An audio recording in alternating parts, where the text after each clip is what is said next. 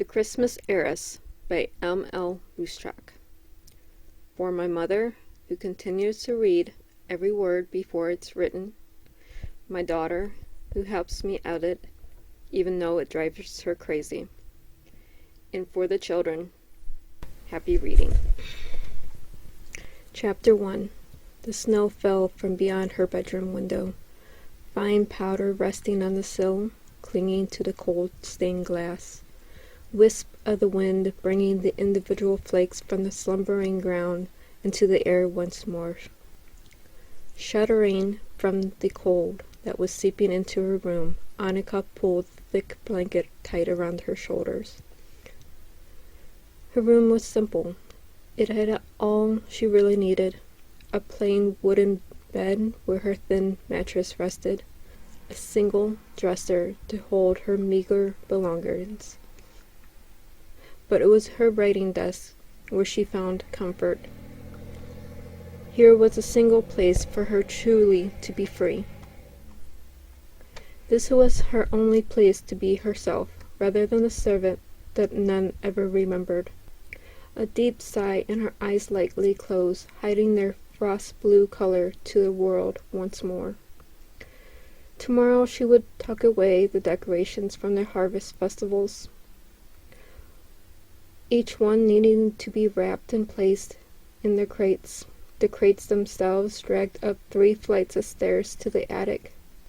Upon each trip up would only yield a larger crate of decoration that would be needed to be hauled down to the servants' parlor. Then each crate opened, their contents cleaned or dusted, depending on if it was made of glass or feathers. But that was tomorrow. Tonight was all hers. Candlelight flickered. A cold, dead wind blew past her, toppling over her candle, the candle being snuffed out just a heartbeat before it touched the papers, just before a whispered laugh, disembodied and hollow. It was a voice she knew, and for all she knew, it was a voice that didn't really exist, couldn't exist. Still she turned, knowing he would be standing in her doorway, golden eyes forever watching her, his hair as disheveled today as it had been in life, or at least that was her assumption. Relighting her candle, she hissed low and quiet, "You could have caught the table on fire." Slowly he crossed the room, his cold aura filling the space between them. Hardly.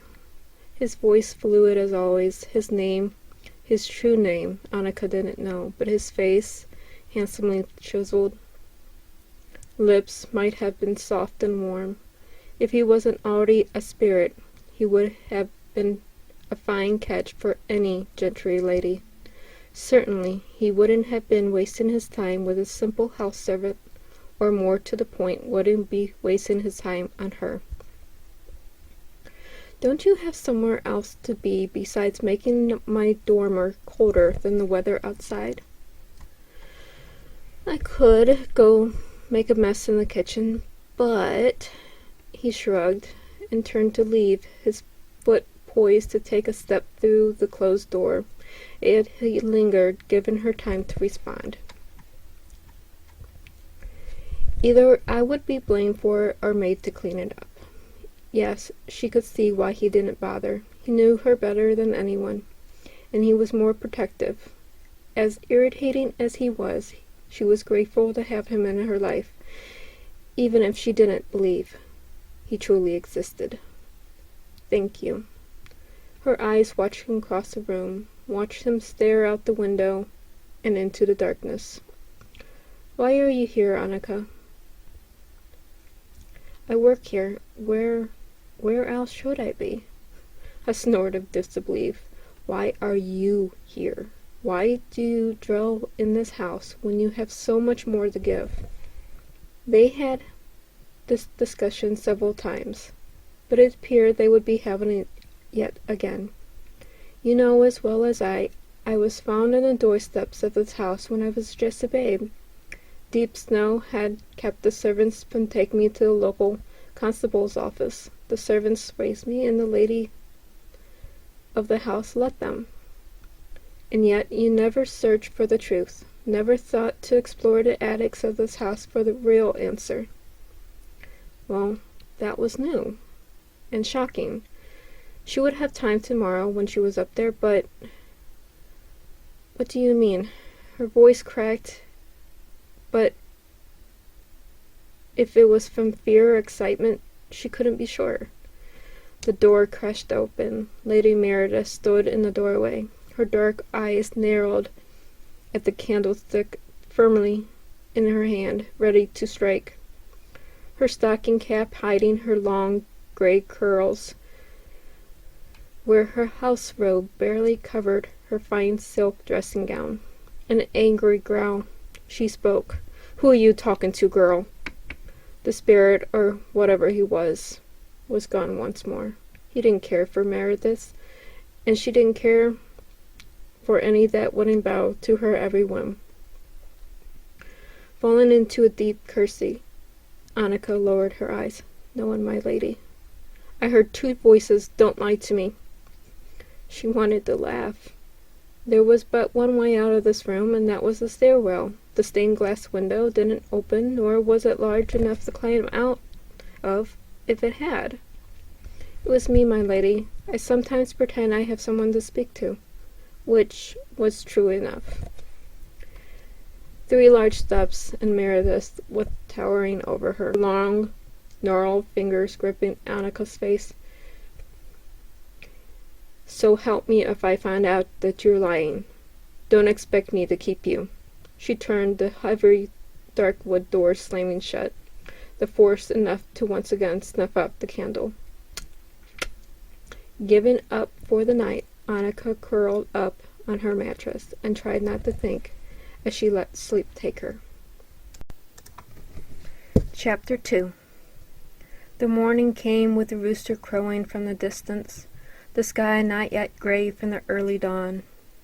Her body craved a few more minutes of slumber, yet she could not allow for it.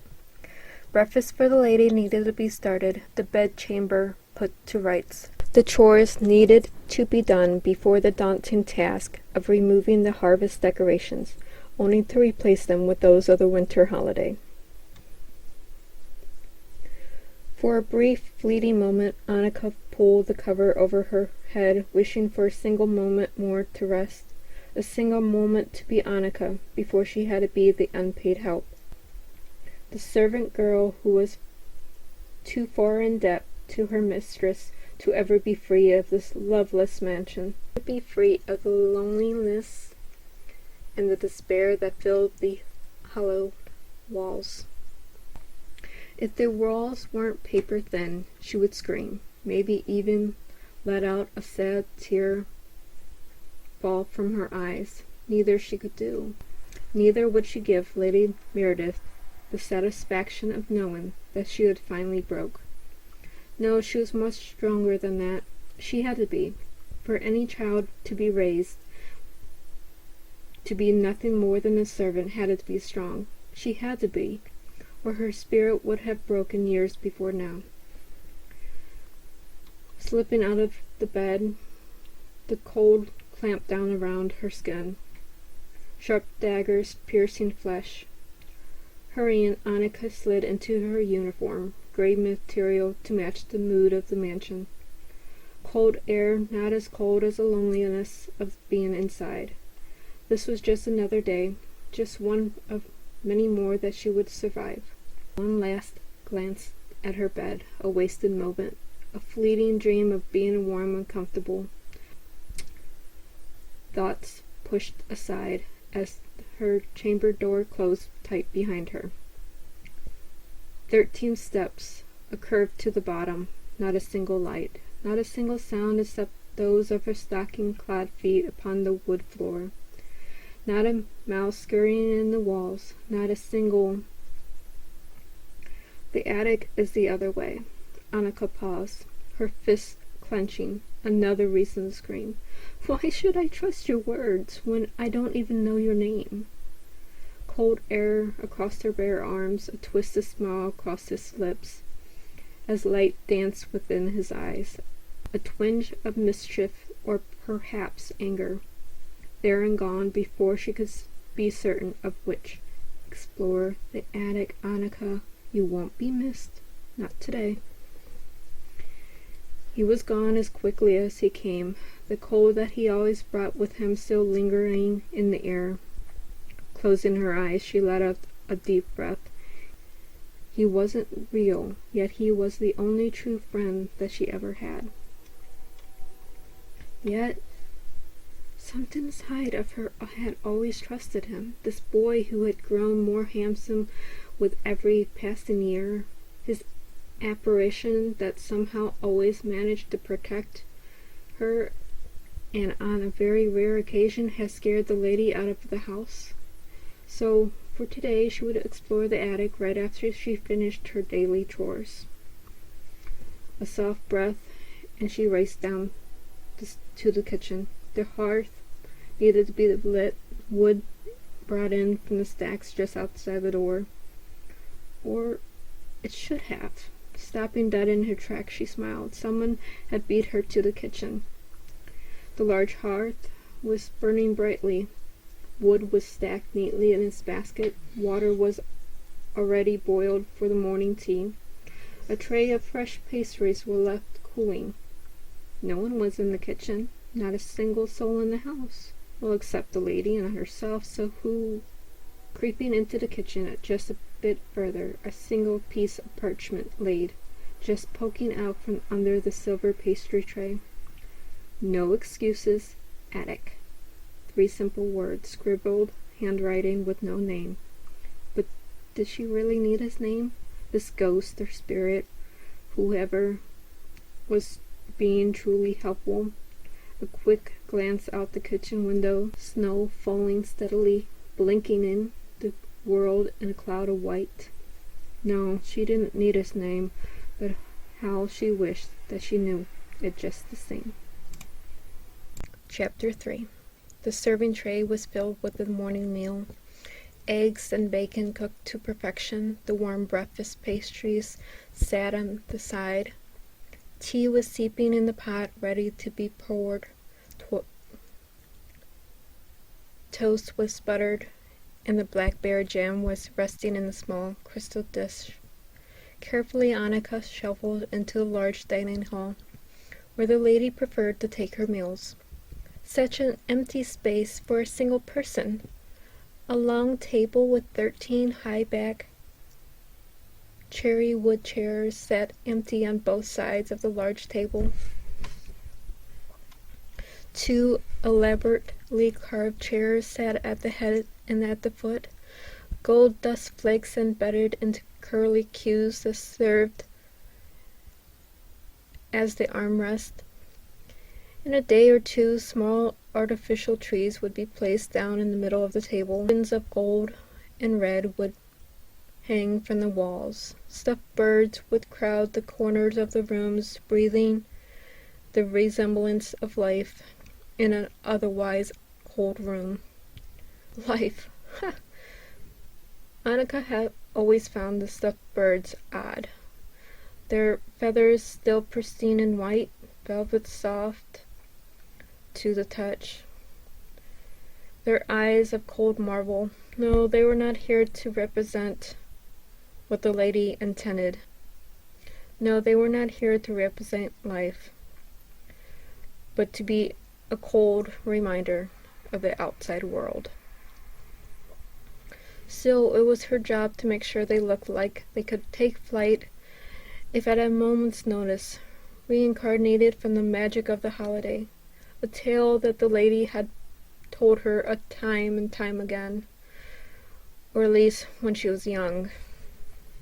So many tales of magic, of hope, love, and many, many more of things that could never truly happen.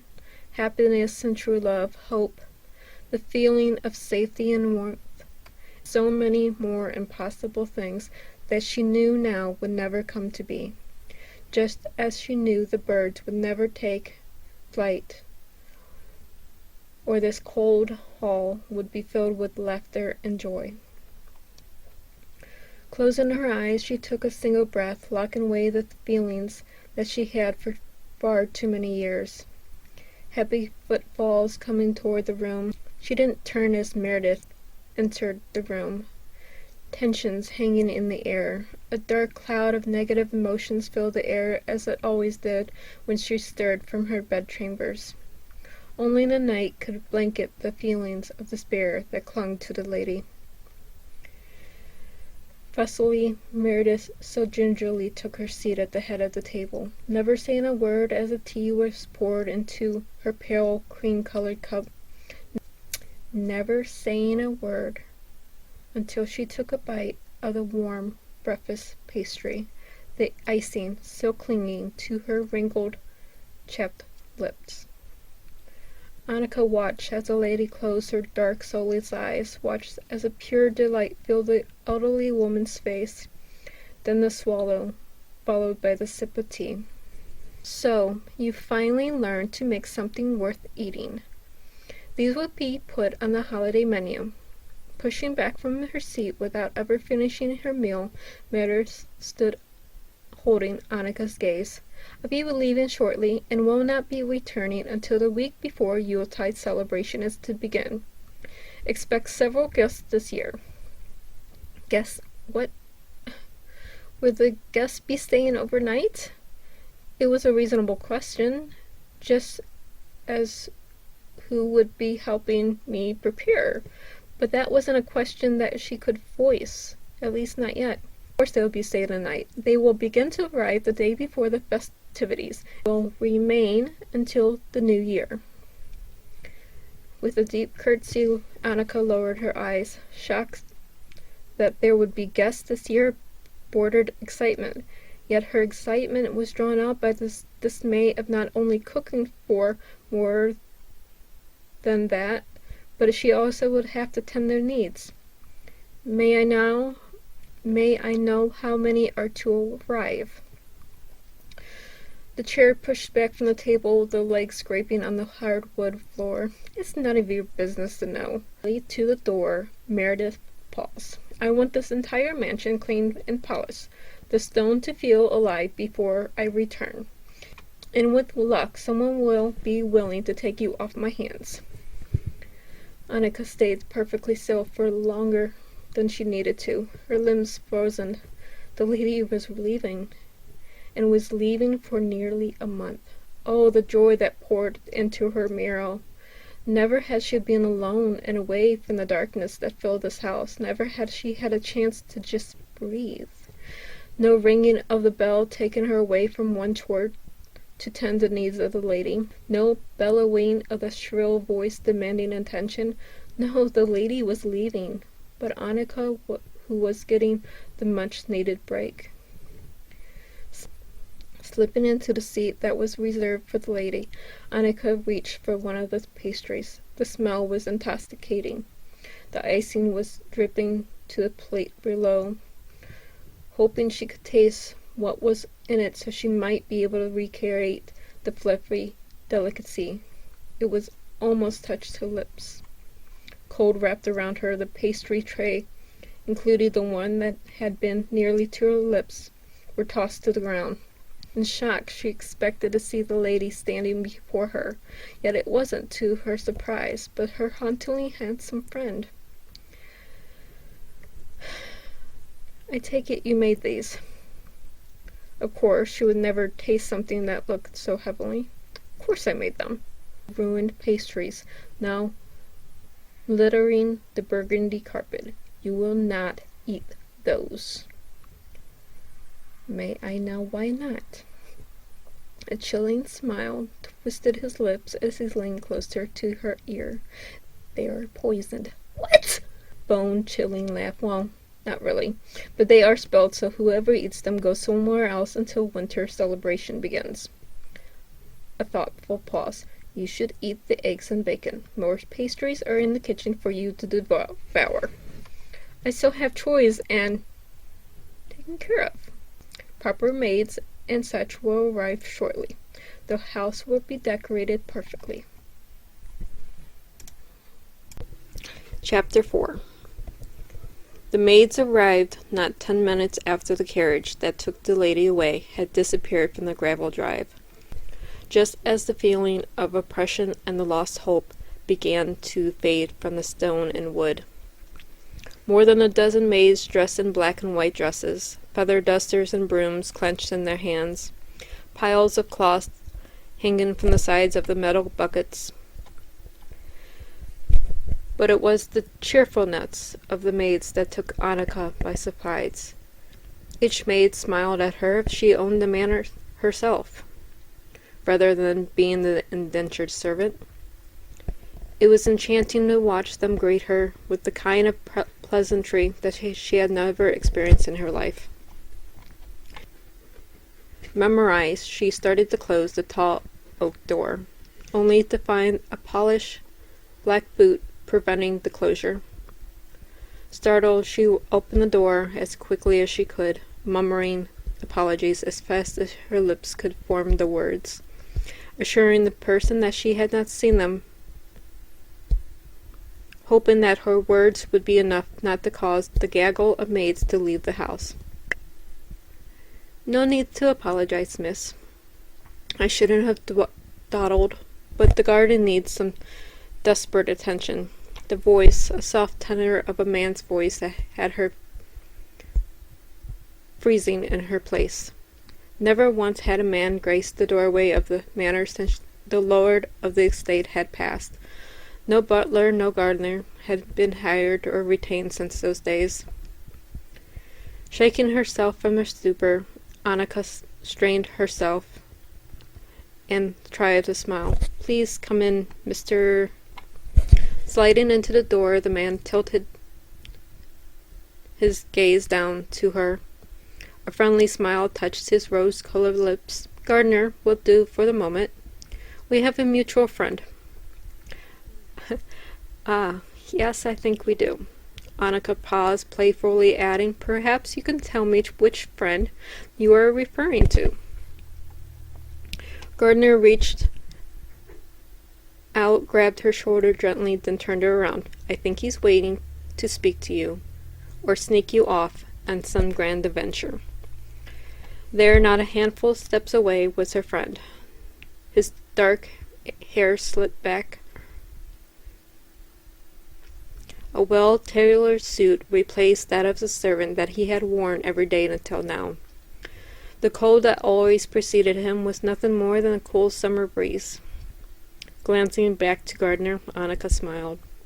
"Will the maids need help finding anything?" "You have on my word. Everything will be in place before you know it." The words were lightly said, but left a chill down her spine just the same. Chapter 5. The scent of flowers and citrus filled the air, twisting with the whiffs of cinnamon, the feeling of loss and confusion being replaced with a love and wanting, a sense of a belonging, filling a void that was usually left unnoticed. Her finger lightly caressed the polished banister. All filled her as she paused to watch a maid almost flutter around a parlor, dusting and polishing long-forgotten corners, candles lit, chasing away the shadows of the night. With every movement, the maid seemed to be casting out the darkness and allowing light to fill the void that was caused by the lady. Annika. Turning just enough to glance up the stairs, she smiled. He had never looked so handsome before. Never had she thought him more than a friend, but today, oh, how she wished that he wasn't some figment of her imagination. Oh, how she wished that he was truly here with her. How she wished that for just one day she would know the touch of his hand, and even dared to wish to feel the crest of his lips. She paused briefly, gazing up the steps that separated them. Too many feelings swarming her mind to be sure what would tumble out of her lips should she speak. A single breath, and she began to climb the steps once more. How long will the maids be here? A conspiring smile lit his face. Mischief danced in his translucent eyes. Oh, they would be here until they are no longer needed. A vague answer which could mean anything. It could mean that the maids would be here until they were almost complete with the daily chores and she would find half-done rooms. Or it could mean they would stay until the day the lady was to arrive home. Both were a possibility. However, if she were to bet, she would choose the second. You know, if you are to continue to speak, it may be better if I know your name. There, she had said it, the question that had burned in her throat for more years than that. They were standing on the landing of the second floor before he responded. Jeremy. You can call me Jeremy. Well, it's good to finally know your name, Jeremy. Pulling the attic key from the single pocket of her dress, Annika paused. The maids will know where the Yuletide decorations are, or should I tell them? Mrs. Ashford knows all that she needs to. This is not her first time within these walls, nor do I doubt that it would be her last. His voice was disembodied as ever, but there is a hint of anger, and perhaps something more within his words. Something that Annika couldn't place. It was there. That she was sure of. Exactly what she was hearing she couldn't guess. Annika glanced over her shoulder, then paused briefly before letting the finely carved door ease open. It's a bit dusty up here, more so in the areas that I don't tread. A smile lit Jeremy's face. I doubt that dust can cling to me, but perhaps in time we'll see. Such an odd statement, but then again he could be absolutely correct. After all, it was a possibility. He was just a figment of her imagination.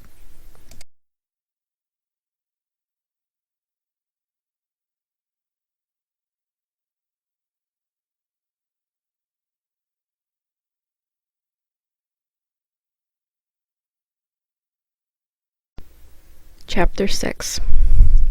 The attic was dark today, as the weather that was beginning to turn outside. A bitter cold chill seeped through the slate board walls. The feeling of being watched crept over her marrow. It was like this every time she came up to this place. Even working long days under the scrutiny of the lady didn't unsettle her like coming up to this part of the manor. Actually, nothing unsettled her like coming up here. Nervously, Annika glanced over to Jeremy, his hand placed on an old wardrobe chest, a simple reminder that he wasn't really here, or at least not here in the way that she understood. Well, I guess we found out if the dust would cover you. Jeremy didn't turn to her, but reached his hand deeper in the chest, the latch finally opening from inside. Ah, got it. His head turned ever so slightly to her. Did you say something? Taking the handful of steps over to the now open trunk, Annika shrugged, her disappointment hidden as much as she could as she whispered, It's not important. But why did you need to open this?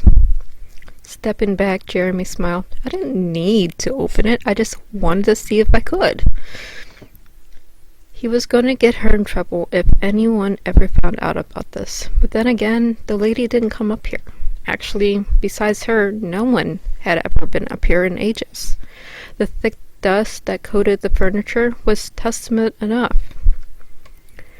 Using that as her reasoning, she knelt down in front of the trunk and pulled out a thick fur coat that surprisingly wasn't ruined by mice or insect. Slipping her arm through the material, she found another welcome surprise. It fits! Imagine that. Either she was getting used to him, or he knew far more than he was leading on. Either way, she was grateful for the warmth that the coat was offering, even if she would have to place it back into its trunk before she left this place. So where did you want to take me, since you made it clear that I had to explore up here?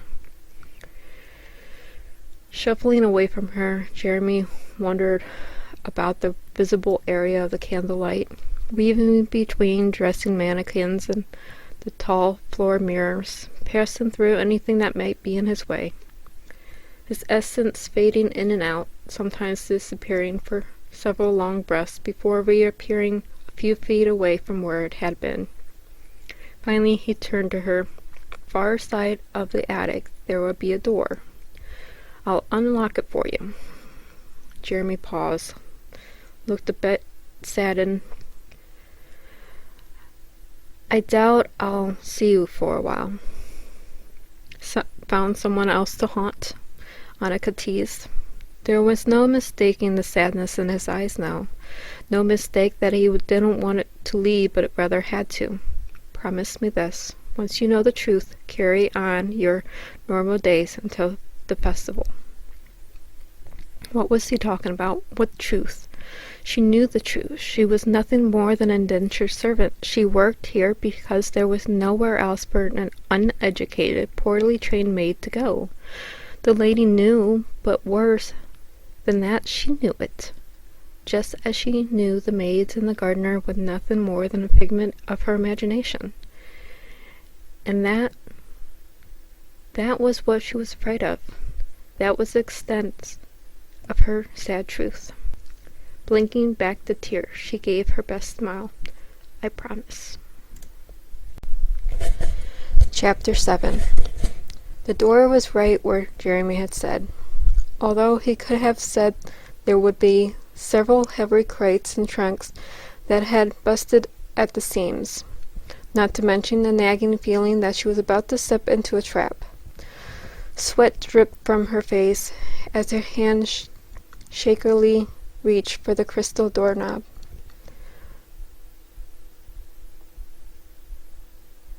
Vines of cold wrapped around her spine, begging her not to go further.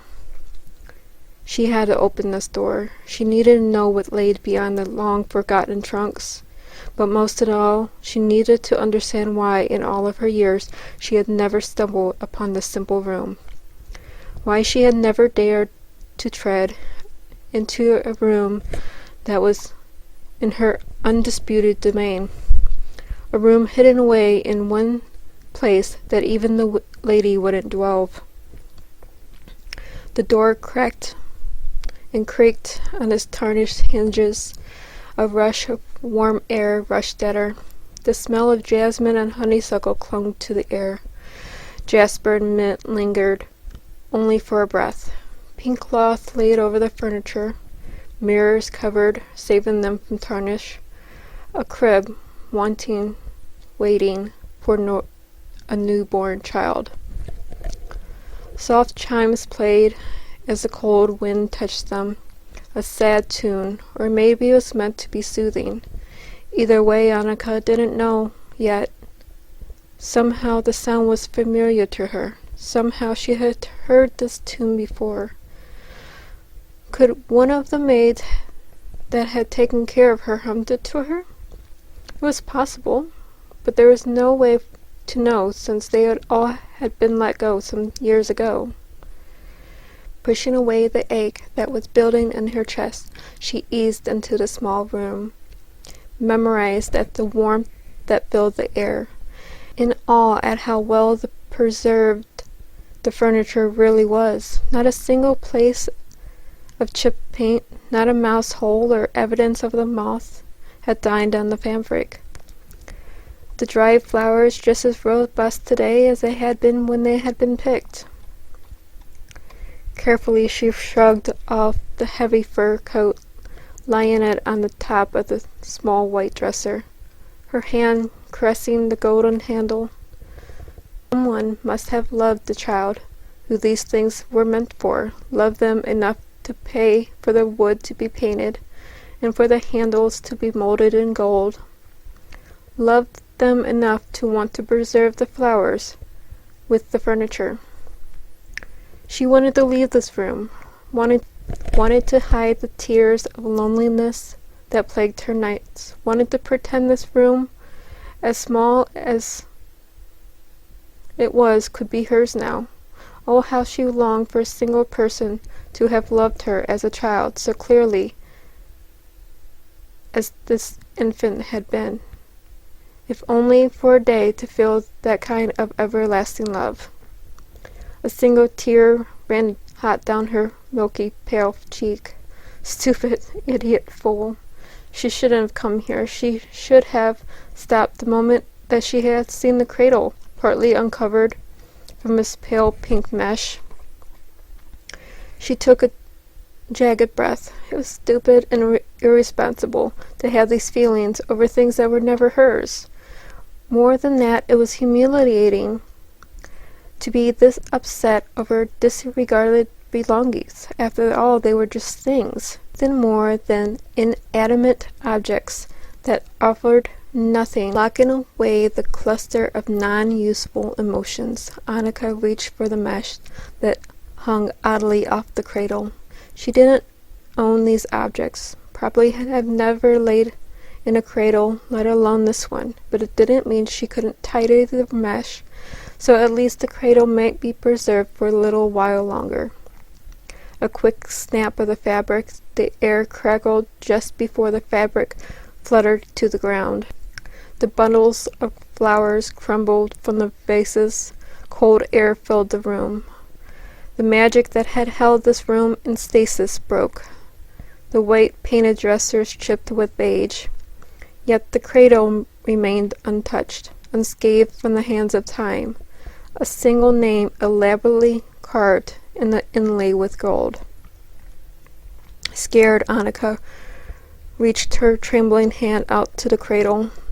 The room around her not yet concerned her, only the name. Only the cradle held her attention. The cold didn't bother her.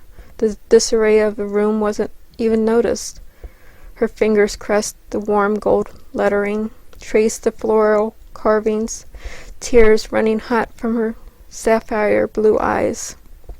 Annika, a single word that changed everything. No. No, she whispered as she backed into the small white dresser, the wood cracking, papers flying out from nowhere, strange wind whipping around the room, circling around her, the papers climbing up her legs, her gray maid's dress clinging to her body. She should scream in fright, should try to escape the wind, the room, but she couldn't. No, she was meant to be in this room. She was meant to find this cradle.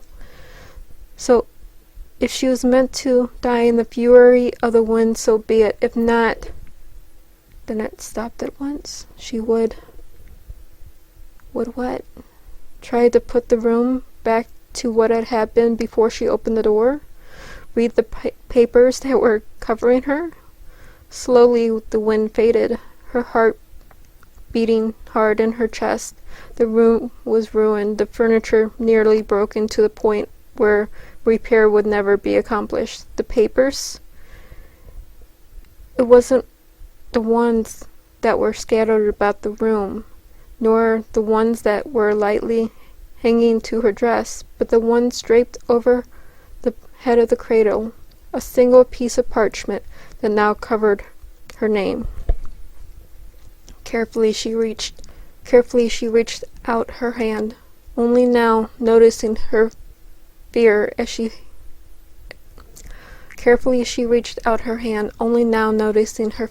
her hand quivered, only now understanding that she had never felt this much fear and dread in her short life.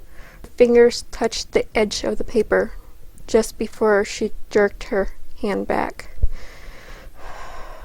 I can do this. I can, she muttered.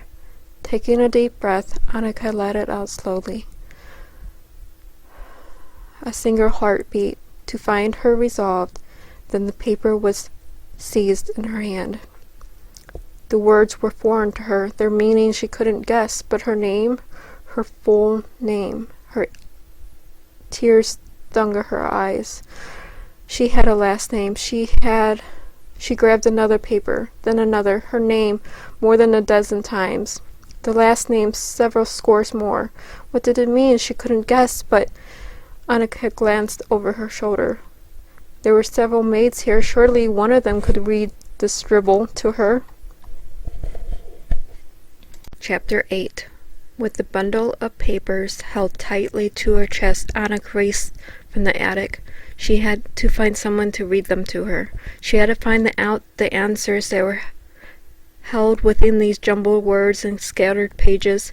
She needed this not only for herself, but maybe to free herself from this magical energy that now filled her body. A strange smell filled the air as she reached the second floor of the manor. Jasper and pine, holly berry mixed with.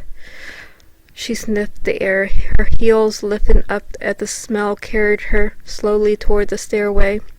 Apple and cinnamon, roasted beast, and the smell rested on her lips. Pie, fresh apple pie, more than she had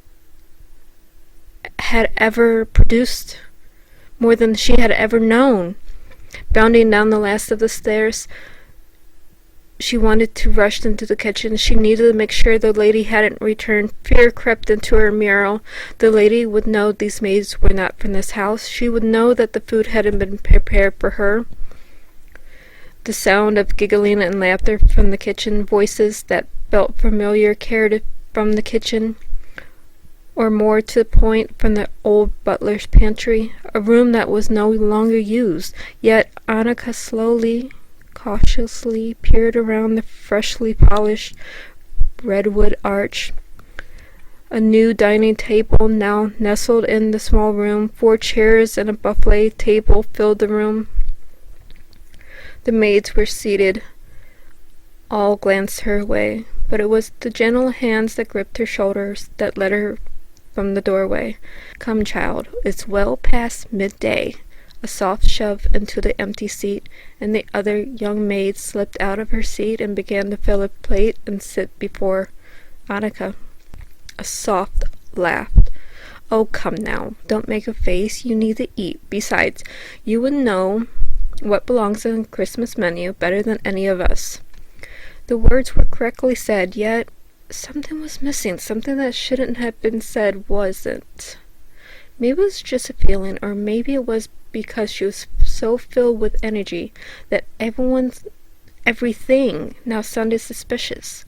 Either way, it was only best to let the part of the conversation go. Chapter 9. Lunch was better than she could have ever expected. The roast beef melted in her mouth, and the potatoes.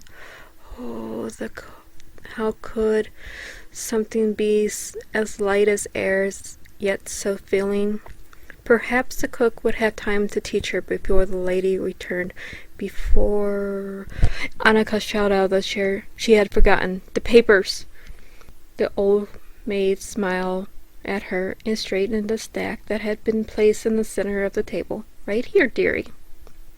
Her heart settled back in her chest. How could she have been so careless not to watch where her precious papers had been laid? Easing back down in her seat, she gave a weak smile. "Thank you." "Yes, well, you were terribly hungry, and these look very important, so I set them aside." The older woman smiled just enough to twitch her lips before asking, "Would you like me to help you put these in orders? I didn't mean to read anything, but..." Relief washed through her. "Actually, if it's possible, would you be willing to help me find out what they say?" "Of course I will. After all, it's your right to know the truth of these documents." Such an odd thing to say. Yes, it was an odd thing, yet the older maid seemed truly dismayed, not at what was written on the parchment, but rather that Annika didn't know. The older woman took a deep breath and fixed her eyes on Annika's face.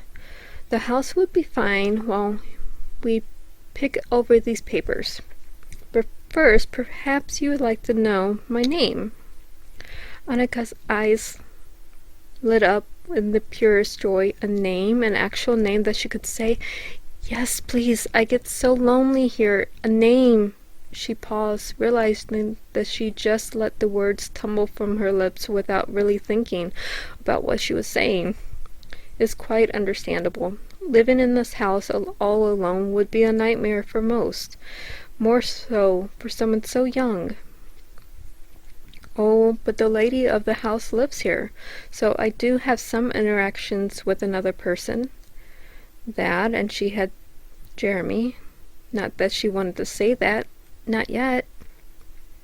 Yes, well, she shook her head, forced a smile. My name is Karen. It's a pleasure to meet you, Karen, and thank you for helping me. Of course, dear. What else is an old-timer like me going to do but teach those who are young what they need to know? Chapter 10. It took more time than Annika had thought it would in order to find the correct order for the parchment to be in. Well, that was probably her fault, since she did keep pointing out her name and newly found last name, though Karen didn't seem to mind the constant interruptions or excitement of Annika finding her name written on the papers. But now that they were neatly stacked on the table, a fresh pot of tea was ready to be poured in their simple white cups. A few cubes of sugar still rested in a dish, waiting to be dunked into the hot, steamy liquid. Pulling a stack of papers before her, Karen let out a soft sigh. Well, now that these papers are in order, let's try to figure this out, Missy. It was then Karen gasped and frantically started flipping through the parchment.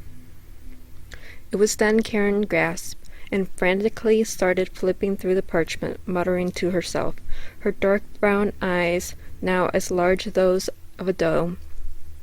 Beads of sweat began to bubble up on her forehead, then several short breaths to calm herself. No, whatever was written on those papers were not just simple words, or anything Annika now wanted to even know about, even if that meant never learning a single useful word. Karen, should I... Just as suddenly as she had become frantic, her school poise returned. I'm fine, just a bit shocked. A pause, probably to decide what she would and would not say. Then, I would be happy to teach you what these words say, but I must have a promise first. All right. To you I will always be Karen. Such an odd question, or request, one that Annika couldn't fully interpret. Still, she replied, all right, I will forever call you Karen. Straightening herself in her seat, Karen smiled. Well, my dear, it would seem that this house and all of its land and wealth has always belonged to you. Placing her hand on Annika's shoulder, she gave a sympathetic smile.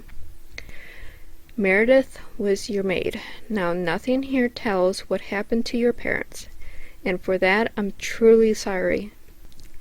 Annika glanced around. This was all hers? All these years? This empty belly, the cold bedchamber in the winter, and roasting in the summer? It was all hers? It couldn't be. It just couldn't. Chapter 11. Days, weeks, all blended into one. Time didn't matter. Couldn't matter. Either Karen was playing a cruel joke, or Meredith had been lying to her all these years. Either way, she was living a lie. Either way, her heart would break for good in a few hours. Sliding out of the covers that Karen had insisted that she sleep with, Annika slowly stretched. Today, her truth would be revealed. Either she was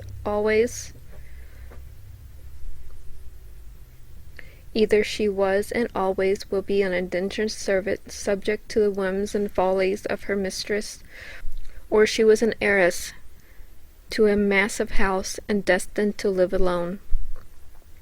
Both had their own appeal, and both were equally harsh to cope with.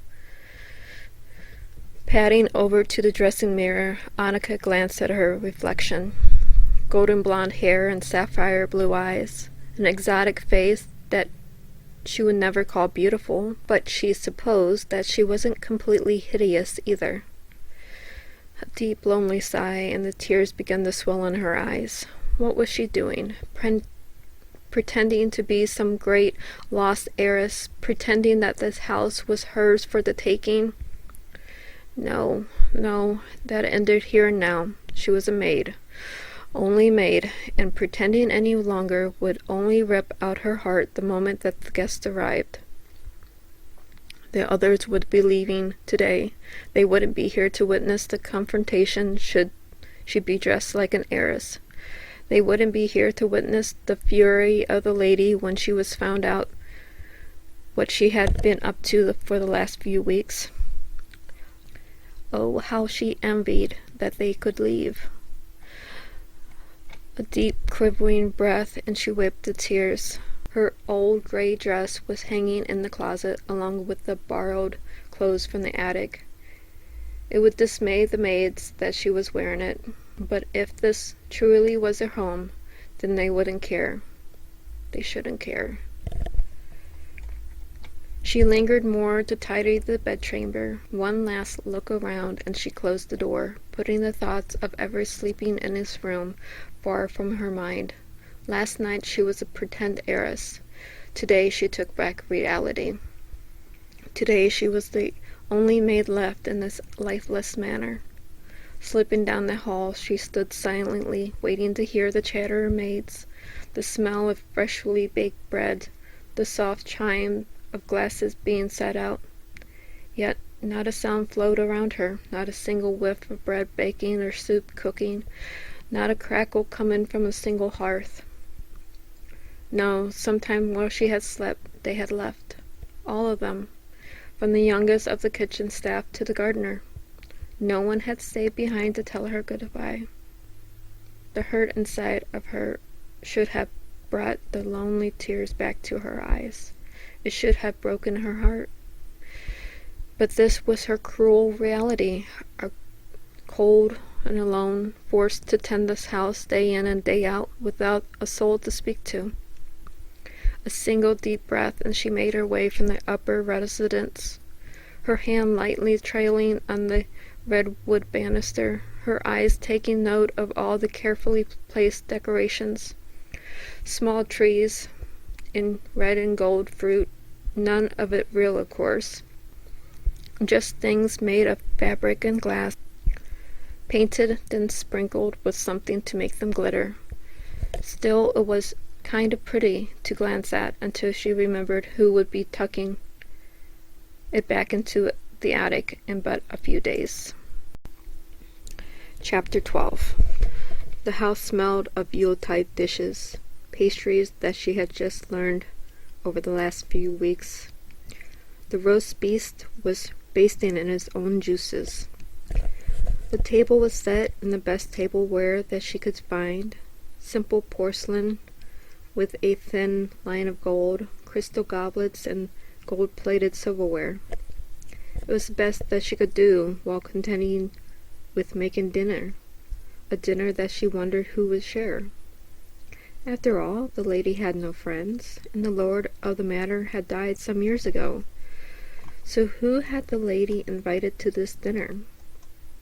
Would they even come to see her when she seeped in misery and suppression?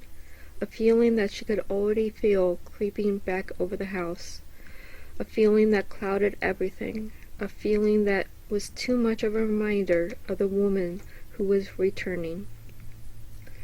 Rushing to the main door, Annika skidded to a stop, just as the tall double doors blew open. A bitter chill and the biting snow attacked her just as a heavy shape filled the door. A new fur coat covering her long black winter dress.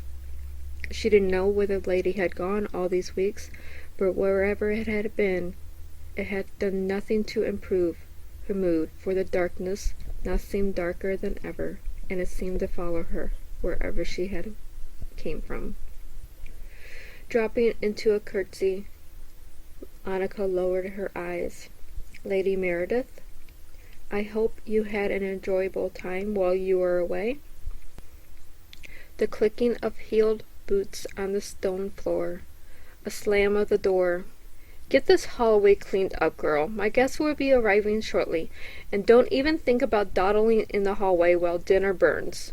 The guests can show themselves in." Rude. Absolutely rude. The words burned on her lips.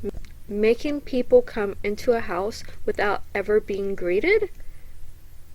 Never having their coats and shoes taken? Never. She took a breath.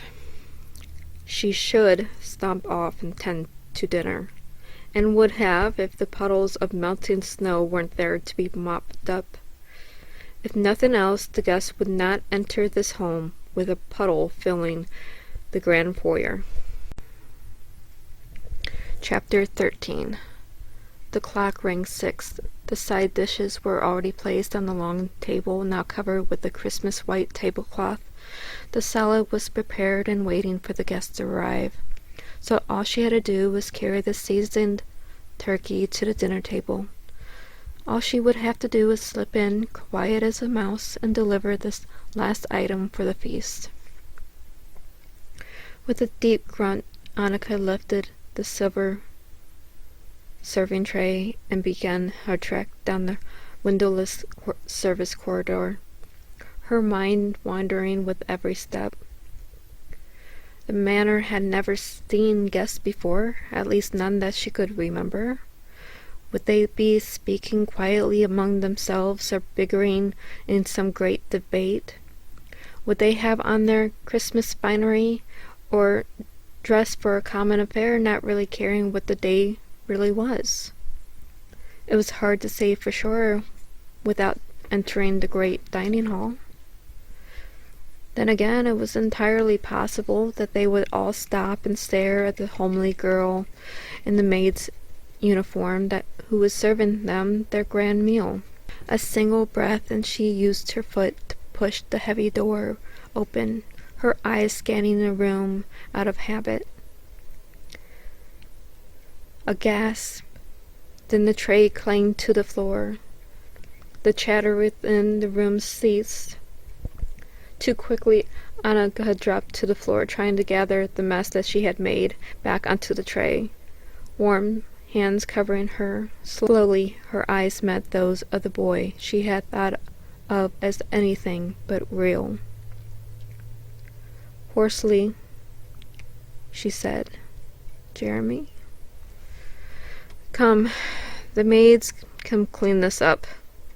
Maids? What maids? She was only... It didn't matter. He wanted her to come with him, with all these eyes now watching them. Like it or not, she wanted to know why. Jeremy's hands gently gripped Annika's as he led her to the large dining table. His chair was still pushed out, as was the one next to a stunningly beautiful woman who was seething in anger. Her gaze locked on Meredith, who sat demurely at the head of the table, fear resonating in her eyes. Slowly the woman turned just enough to acknowledge Annika's presence, just enough to take in what she was wearing before turning her attention back to the lady of the house. Her temper flaring for just a breath before regaining her composure and fully turning her attention to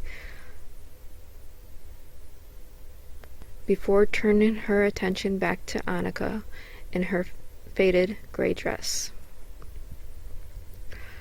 "Oh, how beautiful you have come." Seeing Annika's questioning look, she smiled faintly. "Please, my dear, have a seat, and I shall try to explain this mess." I don't," Annika stuttered. "Annika, please, have a seat." Waiting for Annika to obey. Then she smoothed down her own dress and gingerly took her seat, prompting the rest of the guests to do the same. Taking a deep breath, she began. "I think I should start with the simplest first, then we'll get into this mess. My name is Duchess Marigold Du Bois. I was a good friend of your mother's. Shaking her head, Annika tried to form the words. My mother. You see, my dear, this house has been in your family for many, many years, passed down from generation to generation. Eventually, your mother fell in love with a suitor, but she was having a hard time conceiving. Distraught, she sought out a shaman. What she found, unfortunately, was Meredith. Duchess? Marigold stopped Annika from saying another word. Marigold, please, should you have been raised properly? But, she paused, but that is a past, and cannot be undone. However, I will tell you what I know is fact. Nodding once, Annika stole a glance at Jeremy before answering. Please? You were born just before Yuletide, but your parents, after the announcement, ceased all communications with me. Everyone in this room. Concerned, I sent a messenger who was informed that both your parents left without a word, leaving you in the care of the staff. It wasn't long after that, and the staff was let go. Then we lost all track of you. By some happenstance, all communication ceased with this house, and the knowledge of you faded.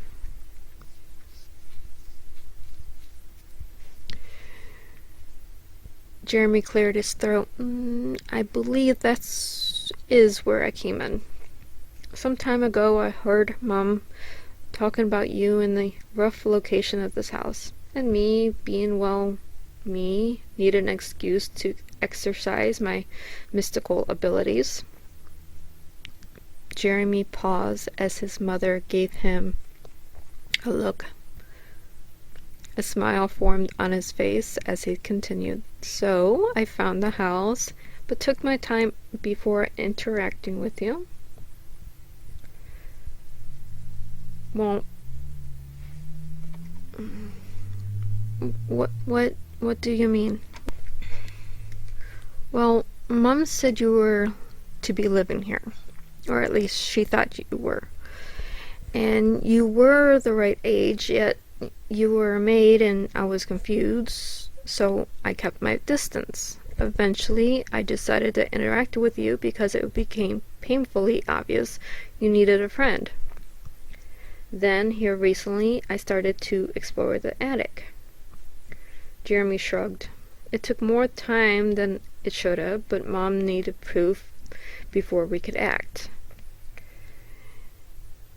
And finding what I did, Marigold took Annika's hand. Yes, well, we are now getting into the whole mess that needs to be fixed. Or at least fixed as best as we can. But my dear, I'm afraid we have yet to find out what happened to your parents.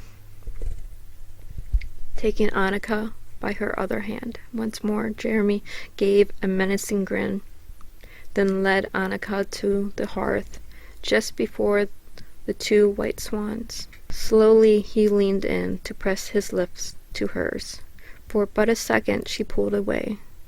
Then he whispered, Trust me, Yuletide magic is all around us. Trusting him, she let her lips touch his. A cold burst of air surrounded them. Glittering lights started at Annika's feet before shooting around the room. The swans blinked just once before taking to the air, frantically trying to escape the room, white feathers falling from the ceiling. She watched and wondered what kind of magic was she witnessing. What kind of magic was this? Then the light caught the swans, bringing them to the table, hovering just about a foot above. And when the light subsided, a couple stood in an embrace. The woman looked in the eyes of the man and softly spoke. It's a miracle. No, my dear, it's a Christmas miracle. In stunned silence, tears streaked Marigold's face. Yes, yes, it's a true Christmas miracle. Chapter 14. A year later. A bitter cold chill flowed around Annika. Her muscles tightened despite the blanket that she was wrapped up in, her eyes not wanting to open. Dread filled her. It was a dream, nothing more than a dream. She was alone, nothing more than a maid. Her parents hadn't come back with the Christmas kiss. It was... Slowly she let her eyes flutter open. A dimly lit room.